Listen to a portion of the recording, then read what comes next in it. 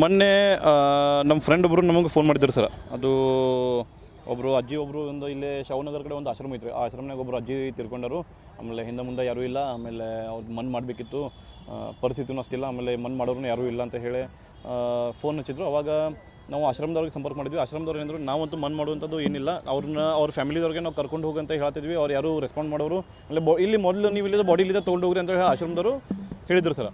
ಇಲ್ಲಾಂದ್ರೆ ನಾವು ಬಾಡಿನ ತೆಗೆದು ಇಲ್ಲಿ ಹೊರಗಡೆ ಇಡ್ತೀವಿ, ನೀವು ಏನು ಮಾಡ್ತೀರಿ ಮಾಡಿರಿ ಅಂತ ಹೇಳಿ ಹಿಂಗೆ ಹೇಳಿದರು. ಅವ್ರು ಯಾರು ಅಂಜನಾ ದಾಮೋನಿ ಅಂತೇಳಿ ಯಾರು ಲೇಡೀಸ್ ಇದ್ದರು, ಅವ್ರ ತಮ್ಮ ಒಬ್ಬರು ನಮಗೆ ಕಾಂಟ್ಯಾಕ್ಟ್ ಮಾಡಿದ್ರು ಸರ್. ಅವ್ರ ತಮ್ಮ ಫೋನ್ ಮಾಡಿ ಆಮೇಲೆ ಹಿಂಗೆ ಆಗಿತ್ತು ಸರ್, ಹಿಂಗೆ ಅನ್ನಕತ್ತರು, ಹೆಂಗೆ ಮಾಡಿ ಅದನ್ನು ಒಂದು ನಮಗೆ ಅಂತ್ಯವಿಧಿ ಮುಗಿಸ್ಕೊಡ್ರಿ ಅಂತ ಹೇಳಿದಾಗ ನಾವು ಹೋದ್ವಿ ಸರ. ನಮ್ಮ ಆಮೇಲೆ ನಿಸಾರ್ ಅಹಮದ್ ಅಂತ ಹೇಳಿ ನಮ್ಮ ಮಹಾನಗರ ಪಾಲಿಕೆ ಒಬ್ಬರು ಡ್ರೈವರ್ ಇದ್ದಾರೆ ಸರ್. ಅವ್ರಿಗೆ ಏನಂತಲೇ ಅವರೊಂದು ಆ್ಯಂಬುಲೆನ್ಸ್ ತೊಗೊಂಡು ಹೋಗಿ ಅವರು ಬಾಡಿಯನ್ನು ಲಿಫ್ಟ್ ಮಾಡ್ಕೊಂಡು ಬರುವಂಥ ವ್ಯವಸ್ಥೆ ಮಾಡಿದ್ವಿ. ಅದ್ರ ಜೊತೆ ಸದಾಶಿವ ಸ್ಮಶಾನ ಒಳಗೂ ನಾವು ಕಡೆಗೆ ಇದ್ದದ್ದು ಎಲ್ಲ ವ್ಯವಸ್ಥೆ ಮಾಡ್ಕೊಂಡ್ವಿ ಸರ್. ನಮ್ಮ ಅಲ್ಲಿ ವ್ಯವಸ್ಥೆ ಮಾಡ್ಕೊಂಡಾಗ ಅಲ್ಲಿ ಅವ್ರ ತಮ್ಮ ಬಂದರು ಸರ್. ಅವ್ರ ತಮ್ಮ ಬಂದಮೇಲೆ ಅವಾಗ ನಮಗೆ ಮಾಹಿತಿ ಸಿಕ್ತು, ಆ ಹೆಣ್ಮಗಳಿಗೆ ಅಜ್ಜಿ ಏನಿದ್ರು ಅವ್ರಿಗೆ ಇಬ್ಬರು ಗಂಡು ಮಕ್ಕಳು ಇದ್ದರು. ಆಮೇಲೆ ಅವ್ರಿಗೆ ಹೇಳಿದಾಗ ಅವರು ರೆಸ್ಪಾಂಡ್ ಮಾಡಲಿಲ್ಲ. ಆಮೇಲೆ ನೀವು ಏನು ಮಾಡ್ಕೊತೀರಿ ಮಾಡ್ಕೊರಿ, ನಾವು ಬರೋಂಗಿಲ್ಲ ಅಂತ ಹಿಂಗೆ ಏನೋ ಹೇಳಿದರು. ಯಾರು ಬರುವಾರು ಹಿಂಗೆ ಅಂತ ಹೇಳಿ ಅವರು ಹೇಳಿದರು ಸರ್. ಅವಾಗ ನಮಗೆ ಮನಸ್ಸಿಗೆ ಭಾಳ ನೋವು ಸರ್. ಯಾಕಂದ್ರೆ ಇಬ್ಬರು ಗಂಡು ಮಕ್ಕಳಿದ್ದಾಗ ಅಟ್ಲೀಸ್ಟ್ ಒಬ್ಬರೇ ಬಂದಿದ್ರು ಆ ಹೆಣ್ಮಗಳ ಆತ್ಮಕ್ಕೆ ನನ್ನ ಮಗ ಯಾರು ಬಂದರು. ಅಂತ್ಯಕ್ರಿಯೆ ಅನ್ನೋದು ಒಂದು ವ್ಯಕ್ತಿಯದ್ದು ಲಾಸ್ಟ್ ಕ್ರಿಯೆ ಸರ್. ಅದಾದಮೇಲೆ ಯಾವುದೂ ಕ್ರಿಯೆ ಮಾಡೋಕ್ಕೆ ಸಿಗೋಂಗಿಲ್ಲ. ಅವರು ಅಂತ್ಯಕ್ರಿಯೆಗೂ ಯಾರೂ ಬರಲಿಲ್ಲ, ಬಂದಿದ್ರೆ ಅವ್ರ ಆತ್ಮಕ್ಕೂ ಶಾಂತಿ ಸಿಗ್ತಿತ್ತು ಅಂತೇಳಿ ಹಿಂಗೆ ಅನಿಸ್ತು. ಅಟ್ಲೀಸ್ಟ್ ಹೋಗಲಿ, ಅವ್ರ ಮಕ್ಕಳು ಇಲ್ಲ, ನಾವು ಮಕ್ಕಳು ತಂದಾಗ ಆ್ಯಕ್ಚುಲಿ ನಾವು ಕೋವಿಡ್ನಾಗಿಂದನೂ ನಾವು ಹಿಂಗೆ ಮಾಡ್ಕೊತ ಬಂದೇವು ಸರ್. ಅನಾಥ ಶವಗಳಿದ್ದಾಗ ಅಥವಾ ಕೋವಿಡ್ ಬಾಡಿಗಳಿದ್ದಾಗ ನಾವೆಲ್ಲ ಇದು ನಮ್ಮ ಕರ್ತವ್ಯ ಅಂತ ಹೇಳಿ ಒಂದು ಸಮಾಜದ ಬಗ್ಗೆ ಒಂದು ಕಳಕಳಿ, ಒಂದು ನಮ್ಮ ಕೆಲಸ ಅಂತ ಹೇಳಿ, ಕಾರ್ಯ ಅಂತ ಹೇಳಿ ನಾವು ಮಾಡ್ಕೊಂಡು ಬಂದೇವು ಸರ್. ಅದೇ ರೀತಿ ಮೊನ್ನೆ ಹೋಗಿ ನಾವು ಅವ್ರ ಮಕ್ಕಳ ಸಂದಾಗ ನಿಂತು ನಾನು ಮತ್ತು ನಮ್ಮ ಗಂಗಾಧರ್ ಪಾಟೀಲ್ ಅಂತ ಹೇಳಿ ನಮ್ಮ ಜೊತೆ ಇನ್ನೊಬ್ಬರು, ಅವರು ನಿಖಿಲ್ ಅಪ್ಪುಗಳಾಗಲಿ ಆಮೇಲೆ ನಿಸಾರ್ ಸಂಶರಾಗಲಿ, ಇವರೆಲ್ಲರೂ ಕೂಡಿ ನಾವು ಅದನ್ನು ಅಂತ್ಯಕ್ರಿಯೆ ಮುಗಿಸುವಂಥ ಒಂದು ಕೆಲಸ ಮಾಡಿದ್ವಿ ಸರ್. ಮಾನವೀಯತೆಯಿಂದ ಮಾಡಿದ್ರಿ, ಆದರೆ ಈ ಮಾನವೀಯತೆ ಇಲ್ಲದೆ ಇರೋರ ಮಕ್ಕಳಿಗೆ ಏನು ಹೇಳಕ್ಕೆ ಸರ್? ಈಗ ಒಂದು ಸಮಾಜ ಯಾವ ಕಡೆ ಹೊಂಟೈತಿ ಅಂತ ಹೇಳಿ ನಾವು ಇದ್ರ ಬಗ್ಗೆ ಒಂದು ಅಭ್ಯಾಸ ಮಾಡ್ಬೇಕು ಸರ್.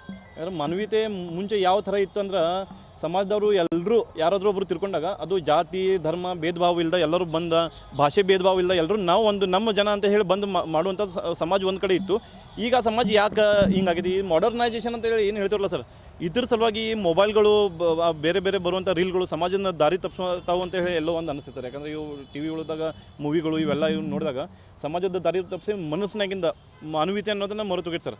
ಆಮೇಲೆ ತಂದೆ ತಾಯಿಗೆ ಮಕ್ಕಳದು ಕಿಮ್ಮತ್ತಿಲ್ಲ, ಮಕ್ಕಳಿಗೆ ತಂದೆ ತಾಯಿ ಕಿಮ್ಮತ್ತಿಲ್ಲ, ಗುರುಗಳು ಕಿಮ್ಮತ್ತಿಲ್ಲ. ಸಮಾಜ ಅಂದರೆ ಎಲ್ಲೋ ಒಂದು ಎಲ್ಲ ಮರ್ಯಾದೆ ಆಗಲಿ ಇದು ಹೇಳ್ತಾರಲ್ಲ ಸರ್, ಇದು ಮನಸ್ಸಿನಾಗಿರುವಂಥ ಮಾನವೀಯತೆ ರೀ, ಪ್ರೀತಿ ವಿಶ್ವಾಸ ಎಲ್ಲ ಸಮಾಜ ಎಲ್ಲೂ ಕಳ್ಕೊಳತ್ತೈತೆ ಅಂತೇಳಿ ಹಿಂಗೆ ಅನ್ನಿಸ್ತೈತೆ ಸರ್.